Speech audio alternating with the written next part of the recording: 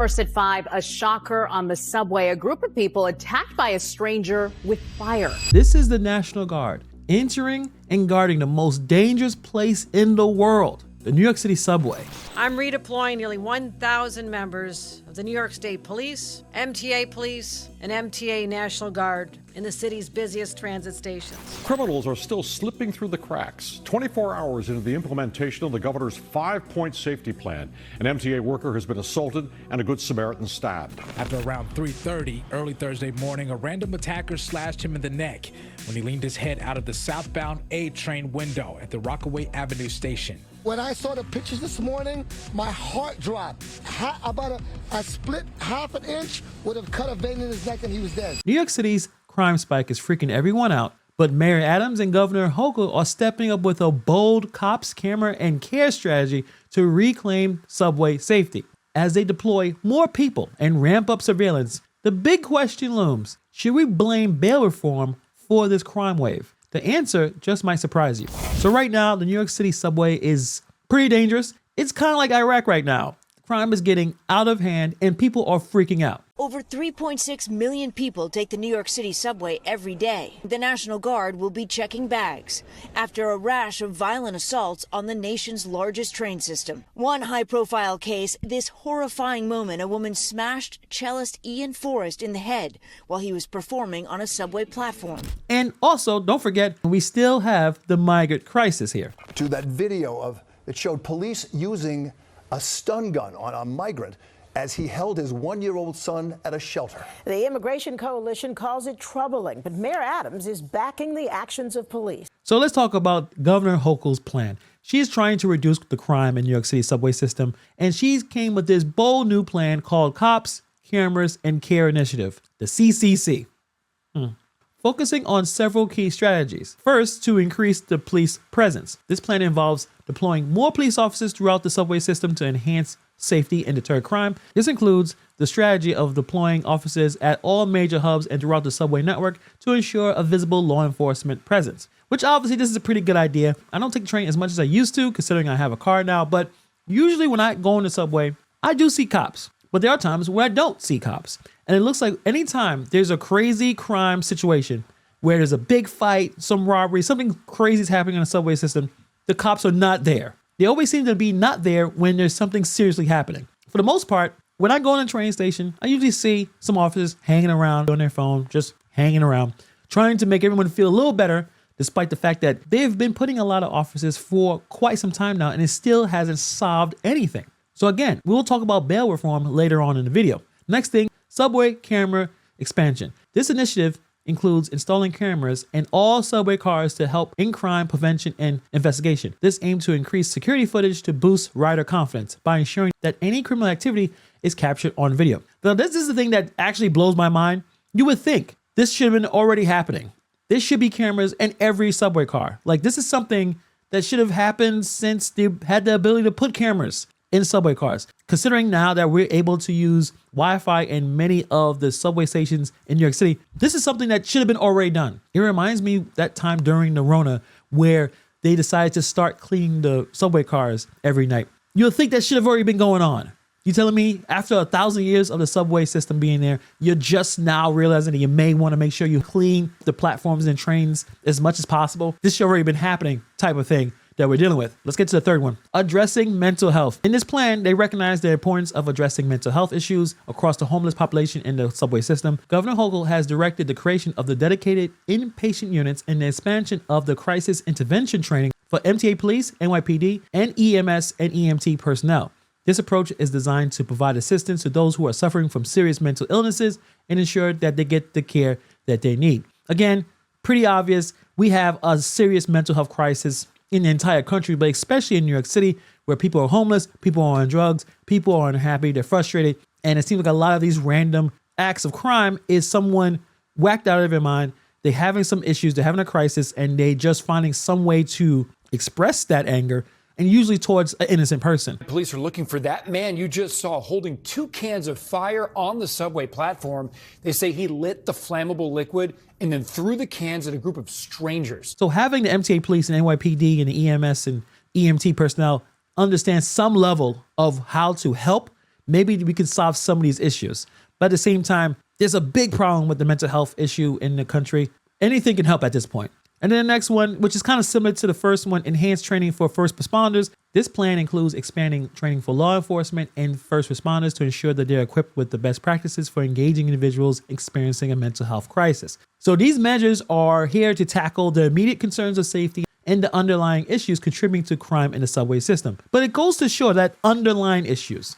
Why are we experiencing this crime wave? Can it be bail reform? Is bail reform making things unsafe for most of the hardworking, law-abiding citizens that live here, including myself? Some folks are worried that the changes to bail laws could lead to more crime because people might reoffend. In fact, they do reoffend because they're not kept in jail. So let's check out this study that I saw right here. So I was checking out this article right here, the facts on bail reform and crime rates in New York State. This is the main statement right here. There is no clear connection between recent crime increases and the bail reform law enacted in 2019.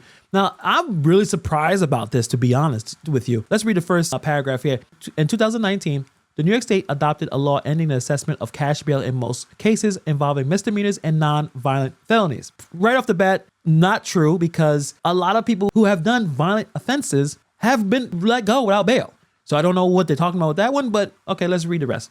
The law aimed to reduce the risk that someone might be jailed because they could not afford to pay for release and the unnecessary use of incarceration, both of which can have a profoundly disruptive effect on people's lives. But also being a victim of a crime could be disruptive on people's life, but let's continue. So this study came from the Brennan Center of Justice and said there's no solid proof that bail reform law caused a rise in violence or other crimes. They mentioned that though crime did go up in New York City in 2020, it wasn't clear that bail reform was the reason. Another study right here that bail reform law in New York City had little to no effect on the increase in crime, which I still find extremely surprising. This study by researchers of the State University of New York at Albany looked into this in detail and found that while there are increases in crime like murder, larceny, and car theft, these upticks might have been due to the pandemic instead of bail reform. They compared New York City's crime rates with other states affected by the pandemic, but without similar bail reform laws, and found no significant difference caused by bail reform.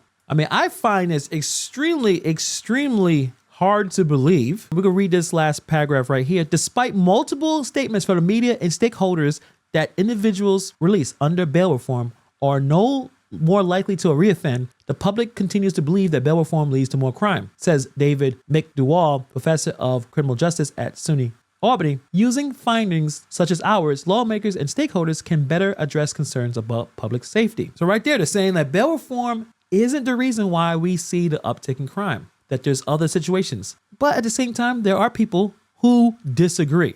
And I feel like most people disagree. But let's check out another study. This study says, yes, New York bail reform has increased in crime. So I wanted to show both sides of the situation, but we see right here that this article that says the complete opposite. In this article, for instance, analysis using new data that includes arrangements from before and after bail reform was implemented shows that the rearrest rates went up after the reform.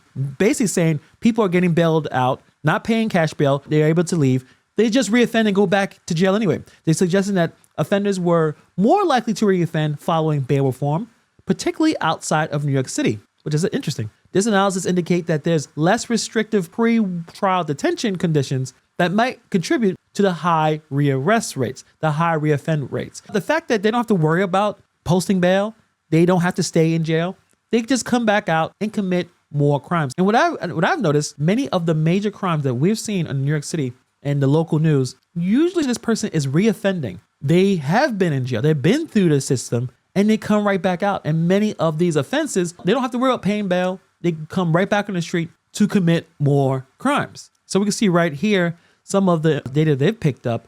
And if you notice that as the bail reform changes, they're reoffending. So as you see some of the data that's been printed out here, that you can tell that people are just reoffending. And they may reoffend even more because you don't have to worry about posting bail. They can just come right back out of jail. So will this initiative help? It's better than nothing. The fact that they don't have cameras in every subway car, it blows my mind. Considering there's millions of people who use the subways every single day, there should be cameras everywhere.